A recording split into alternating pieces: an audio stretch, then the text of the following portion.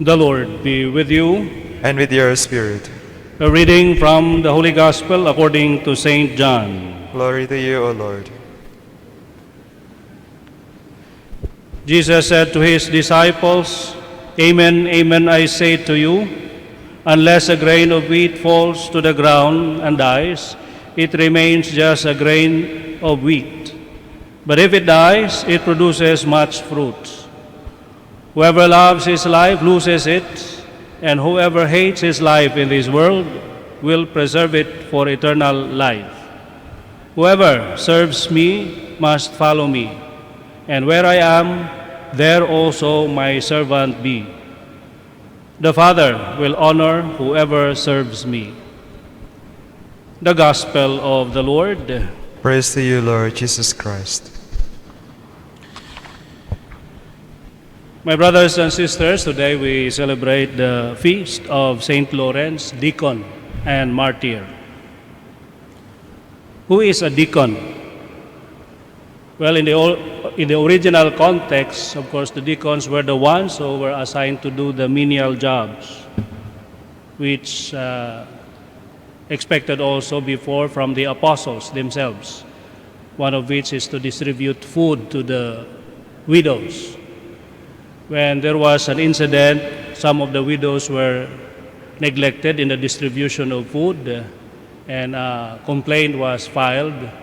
The apostles realized that they could not leave the ministry of the word or even of the Eucharist just for the sake of distributing food to these widows. That's why some deacons were appointed for this task. So that's the work of a deacon, to assist the ministries, to ministers in their ministry.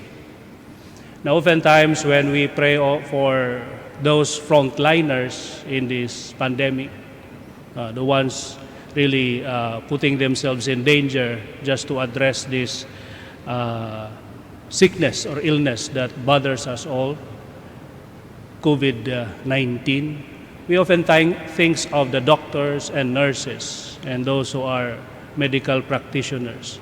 But actually on the sideline, there are also other people, and many of them who also are considered frontliners because they are there also to make things happen for the cure of this illness. And they are the janitors, the security guards, and all those people that assist, or even the Gojek men, the one whom we can call for food. Because if these people are not around, then it would be really very difficult for us to do things. Now, even in places like Hong Kong, for example, so there are a lot of domestic helpers. So they are the ones taking care of the kids and taking care of the dogs. So because they are there to walk the dogs around. That's one of the functions of the domestic helpers, one of which for some. But sometimes they are maltreated and underpaid, when in fact, without them, those who are working in the offices could not go because who will take care of their children and their homes. So the work of these so-called assistants is really very crucial, in fact.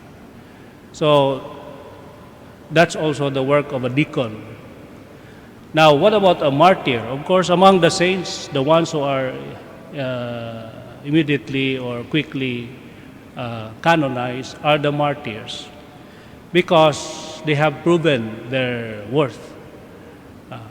There's no greater love than this, than to lay down one's life for a friend, to lay down one's life for other people, or for God in this case. That's why the martyrs, they have proven their love for God through martyrdom. And in the case of Saint Lawrence, it was a very graphic and display of faith and willingness to die in service of the church, in service of God. Saint Lawrence was deacon when Pope Sixtus II and some other companions were led to martyrdom. At that time, of course, Lawrence was saying, "Why only you? I serve you in the Mass and in your ministries. Why only you?" Meaning, why do only you have the privilege to die for Christ? So he wanted to join Pope Sixtus II. And then the Pope said, "Well, don't you worry, in 3 days you will follow me." And that's what happened. Lawrence was also martyred 3 days after that of Pope Sixtus II. How? Well, the authorities at that time were aware of the money collected or donated to the church, to the ministers. So they wanted to have that. And then, of course, Lawrence at that time was the one keeping these so-called treasures of the church. So the authorities demanded, where is now the treasure of the church? St. Lawrence said, "Okay, give me 3 days and I will gather all the treasures of the church." And in 3 days, he was able to gather the treasures of the church, meaning the poor. He gathered all the poor, the widows, the orphans, those who benefited, those who received the offerings of the faithful. So there you are, the treasures of the church. So the authorities were very angry. So they martyred St. Lawrence by roasting him alive slowly. And St. Lawrence endured that pain for the church, for Christ. And I don't know how true, but he even said, "I think I'm already well cooked. If you want to eat, you may already." The thing is, it might be easy for us to mention now that St. Lawrence, a deacon and a martyr, but at that time, it was really extraordinary. And we have the celebration to be inspired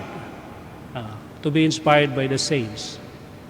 But sometimes, instead of being inspired, we are a kind of terrified or feeling small. How can I be like St. Lawrence? Is it really possible? Well, humanly speaking, of course, it's not possible. Why? Because the natural tendency is to serve or to preserve one's life. Even St. Lawrence, he was able to do it because of the grace of God. That's why everything really is grace. The one that gives us the opportunity and the power, the courage to embrace that opportunity for martyrdom comes from God. Everything is grace. That's why the key to this act of martyrdom is not so much our capacity, but our openness to God's grace, enabling us to do such great things. So as we proceed with our Mass today, let us remember always that each and every one of us are called to greatness. We are all called to be saints.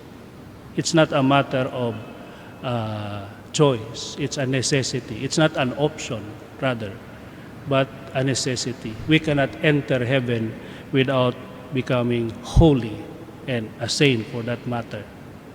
So then the key is to be open to God's grace so that we will be able to really live a good life and to the point of offering our life, and in some cases as a martyr for the church and for God. Amen.